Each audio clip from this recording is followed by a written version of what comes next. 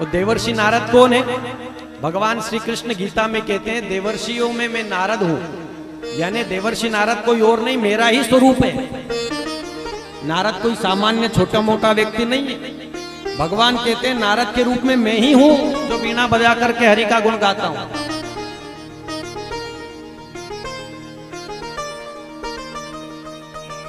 तो वो नारद जी जिनके इष्ट आराध्य श्री हरि नारायण हैं, वो एक बार की बात है कि तप में प्रवृत्त हुए, हिमालय के शिखर पर गए, गंगा जी प्रवाहित हो रही थी कलकल निनाद करती हुई, और वहां एक सुंदर स्थान देख करके उन्होंने एक सुंदर गुफा में शिव जी का ध्यान लगाना शुरू किया, समाधिस्थ हुए। और जो ही समाधिस्थ हुए उनको तप करते हुए देखा तो इंद्र को घबराहट हुई। ये जो इंद्र होते हैं इनको छटपटाहट कुछ ज्यादा होती है। समाज में जो कोई बढ़ रहा हो तेजी से, और जो पहले से बड़े हुए हैं जो उनके सिंहासन डोलने लगते हैं कि अब ये बढ़ गया तो हमारा क्या होगा। तो नारद जी को तपस्या देख करके इंद्र भयभीत हुआ। अब उसने सोचा कि कहीं नारद जी तपस्या कर लेंगे, सिद्धि प्राप्त कर लेंगे तो मेरा सिंहासन खतरे में ना पड़ जाए। तो कामदेव से प्रार्थना करी कि तुम जाओ तपस्या भंग करो जरा इनकी। समाधि को भंग करने के लिए जब भेजा कामदेव को, कामदेव ने पूरा प्रयास किया कि नारद जी को तपस्या से भंग कर दूं, कोई जोर नहीं चला साहब। और नारद जी समाधिस्थ रहे, कामदेव परास्त हुआ, नारद जी से क्षमा मांग करके वापस गया। नारद जी को क्रोध भी नहीं आया। अब क्रोध तो नहीं आया, लेकिन गर्व का, अहंकार का बीजारोपण, अंकुरण हो गया। वही नारायण का भोजन है। नारायण को जो सबसे प्रिय पसंद भोजन क्या है? अहंकार। जब अहंकार आता है तो वो नारद का प्रिय आहार हो जाता है। तो नारद जी को क्रोध तो नहीं आया, लेकिन काम को जीतने का अहंकार आ गया। अब नारद जी ने कहा अपनी ये जो काम विजय की लीला है, इसका वर्णन किसके पास जाकर के सुनाया जाए? तो बोले काम को तो केवल एक नहीं भस्मीभूत किया है, वो है सदाशिव भगवान भोलेनाथ। और उन्होंने भी इसलिए भस्मीभूत कर दिया क्योंकि वो क्रोधित हो गए थे। मुझे तो क्रोध भी नहीं आया, तो मैं तो उनसे भी श्रेष्ठ हो गया हूं। तो ऐसा विचार उनके मन में आया। और एक विचार ये भी आया कि मैं तो ब्रह्मचारी हूं और ये शिव जी तो गृहस्थ हैं, ये तो पत्नी बाल बच्चे वाले, मैं तो बाबा जोगी हूं। भैया ये जो गर्व अहंकार है ना, ये जब आता है आपके जीवन में तो ये भगवान को भी गृहस्थी दिखा देता है।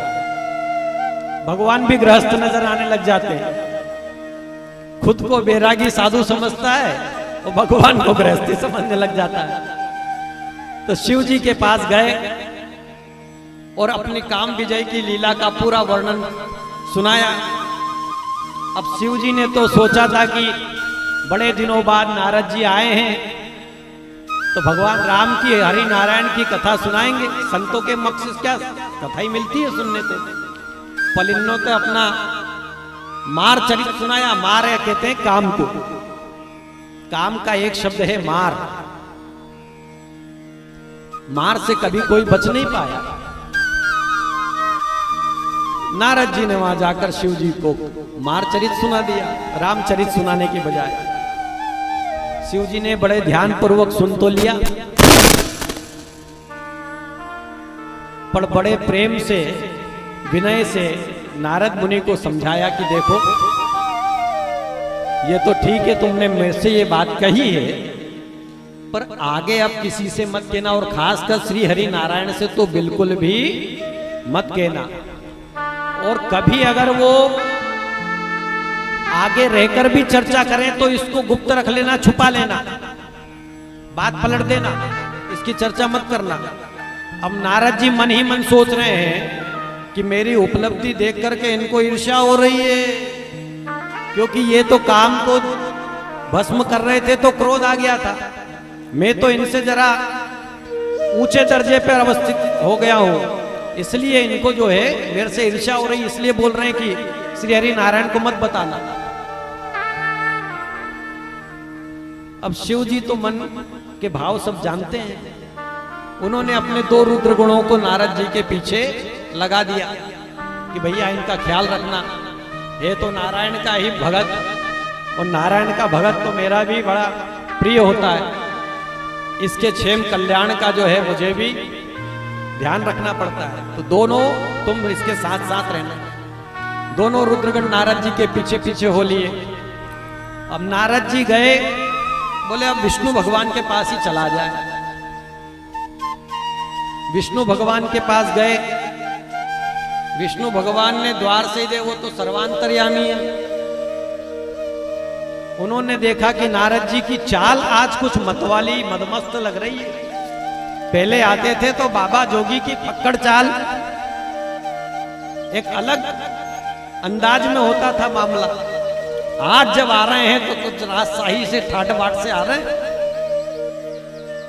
श्री हरि नारायण खड़े हो गए, खड़े होकर के बोला, आइए मुनिवर आइए, स्वागत है आपका। बहुत दिनों बाद हे मुनि आपने हमको दयापूर्वक दर्शन दिया। इसके पहले नारद जी आते थे तो कहते थे, बड़े दिन हुए भक्तराज, तुम दर्शन करने नहीं आए। आज क्या बोला, हे मुने बड़ी दया करने के आज आपने हमको दर्शन दिया, बड़ी दया की। नारद जी कह रहे, लो श्री हरि नारायण हमसे कह रहे हैं कि आपने दया की, मतलब मामला इनको विदित हो चुका है। ये मेरी स्थिति जानते हैं शिव जी। तो नारद जी सोच रहे हैं कि ये मेरी स्थिति जान रहे हैं। नारायण सोच रहे हैं पहले तो ये दर्शन करने आते थे, आज दर्शन देने आ गए। पहले ये भक्त थे, भगवान का दर्शन करने आते थे, अब ये भक्त जो है वो भगवान को दर्शन देने आए हैं। नारद जी को आसन दिया बगल में, और नारद जी आकर बगल में बैठ भी गए। देखिए गुरु जो है शिष्य को लाख कहे कि तुम हमारे बगल में बैठ जाओ, पर शिष्य को यह मर्यादा हमेशा रखनी चाहिए कि बगल में नहीं बैठना चाहिए, क्योंकि गुरु हमेशा परीक्षा लेते ही रहते हैं। ऐसी कोई घड़ी नहीं होती जब गुरु जो है अपने परीक्षा के दायित्व से मुक्त होते ना। क्षण क्षण पर, समय समय पर, पग पग पर परीक्षा लेते। कहीं इसमें अहंकार तो नहीं आ गया, कर्तृत्व का अभिमान तो नहीं आ गया। और ये हमारी माता बहुत ज्यादा करती थी। कई चेलों को तो हमने बचाया। वो कह देती थी कि फलाने महाराज जी बहुत सिद्ध हैं, पड़ोस में चले जाओ, इधर चले जाओ। वे बेचारे चले भी जाते थे। हमने 2-4 को समझाया कि इधर उधर मत जाना तुम, एक साधे सब सदे, सब साधे सब जाए, यही सब कुछ है। तो नारद जी से पूछा कि आपका भजन कैसा चल रहा है? तो बोले महाराज बहुत अच्छा चल रहा है, इसी कारण आ नहीं पाए। बोले हाँ नारद बहुत दिन हो गए आप आ नहीं पाए, मुनिवर क्या कारण है? बोले महाराज समाधि लग गई थी। अरे समाधि, अच्छा कहां? बोले गंगा के तट पर हिमालय में। तो बोले सर्दी गर्मी? अरे महाराज हमको कुछ नहीं लगती सर्दी गर्मी। वो सर्दी गर्मी की कौन कहे महाराज, काम आया परास्त होकर चला गया, हमको क्रोध तक नहीं आया। श्री हरि नारायण ने कहा अच्छा? बोले आपके आशीर्वाद। अच्छा जब आपके आशीर्वाद से बोला तो वो अंदाज जो ऐसा रहता है कि बोल तो रहा है आपके आशीर्वाद से, लेकिन अंदर जो कर्तृत्व का अभिमान कि हमने ऐसा ऐसा कर लिया है आपके आशीर्वाद से। गुरु लोग बहुत जल्दी पकड़ लेते हैं इस बात को, आप कितना ही छुपाओ। अब नारद जी ऐसा है, आपने काम को विजय कर लिया है, तो अब आपका स्मरण जो करेगा उसको काम का विकार नहीं रहेगा, काम विकार नष्ट उससे हो जाया करेंगे। अभी तक तो भगवान के स्मरण से काम आदि क्रोध आदि के विकार नष्ट होते थे। अब नारद ने सोचा हमारी इतनी उच्च स्थिति हो गई कि हमारे स्मरण से काम आदि विकार नष्ट होंगे। वाह वाह, फूले नहीं समाए मनी मन। अब नारद जी वहां से विदा हुए। भगवान ने सोच लिया कि भैया गर्भ का अंकुरण हो गया है, और जो बाल तोड़ हो जाता ना, फोड़ा पहले दिन का होता है, तो वो ऐसी स्थिति में भी नहीं रहता है कि उसको फोड़ लिया जाए, और ऐसी स्थिति में भी नहीं रहता है कि उसको कुछ किया जाए। तो पहले के जमाने के लोग ज्यादा जानते होंगे, बम प्लास्टिक की एक पट्टी आती थी काली काली, वो क्या करती थी, उस फोड़े को और पकाती थी। नारद के पास अंकुरण तो हुआ, लेकिन अभी ये बड़ा वृक्ष नहीं जो काट लिया जाए, जरा सा ही पौधा है, तो पहले इसको बड़ा किया जाए फिर काटा जाए। अब इस फोड़े को थोड़ा बड़ा करना है जल्दी से, तो क्या करें, तो जो जैसे बम प्लास्ट की पट्टी आती है पकाने के लिए, ऐसे ही भगवान श्री हरि नारायण ने किया। उनकी माया से एक सुंदर नगर की रचना की, जहां का राजा शीलनिधि थी, और अपनी माया से एक विश्व मोहिनी सुंदर उसकी राजकुमारी कन्या निर्मित, जिसका स्वयंवर होना था तीसरे दिन। विशाल नगर। नारद जी गए, रास्ते में तो देखा ये पहले नगर तो कभी देखा नहीं भाई, और वहां का राजा इतनी आओ भगत कर रहा है, नारद जी को बुला रहा है, पधारिए मुनिवर पधारिए। नारद जी पहुंचे शीलनिधि राजा के आंगन में। हर पिता अपने विवाह योग्य कन्या के बारे में एक ही प्रश्न प्रायः पूछते हैं, इसको वर कैसा मिलेगा। शीलनिधि राजा ने भी अपनी जो परम सुंदरी, सर्वांग सुंदरी, विश्व मोहिनी, अब भगवान ने जिसको रचा हो उसकी सुंदरता में क्या कोई कमी होगी, वो चांद का टुकड़ा नहीं, चांद ही होगी। अब वो विश्व मोहिनी को नारद जी ने जो ही देखा तो बोले महाराज इसका हाथ देखकर बताओ वर कैसा मिलेगा। अब नारद जी के मन में विचार आ गया कि इसका वर, अरे क्यों ना ये हमको ही वर्ण कर ले, हमारा ही इससे विवाह हो जाए। गए बाबा जी काम से।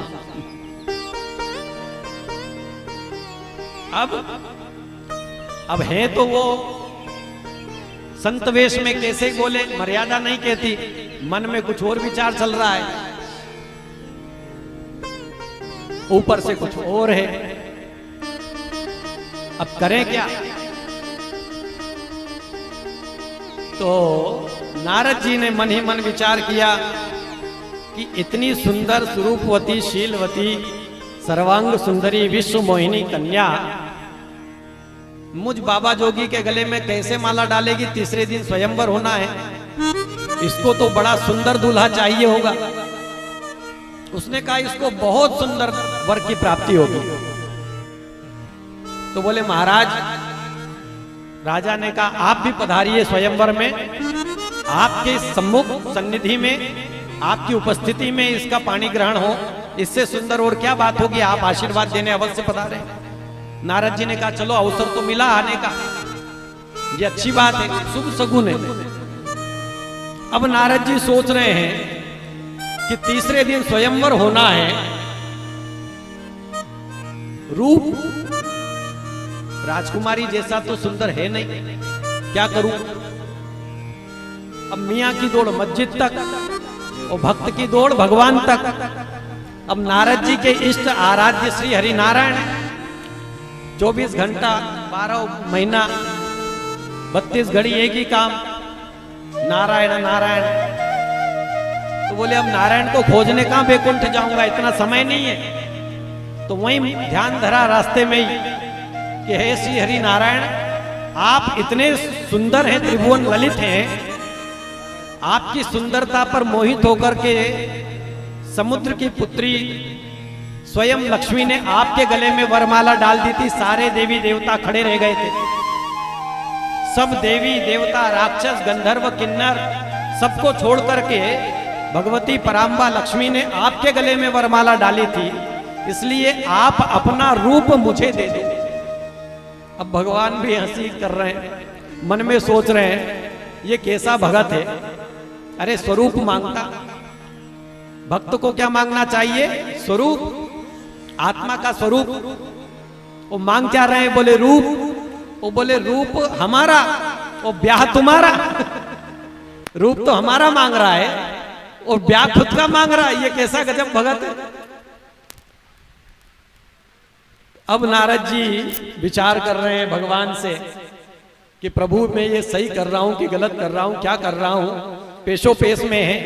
पर भक्त की हमेशा परमात्मा लाज रखते हैं। तो नारद के मुख से निकला क्या?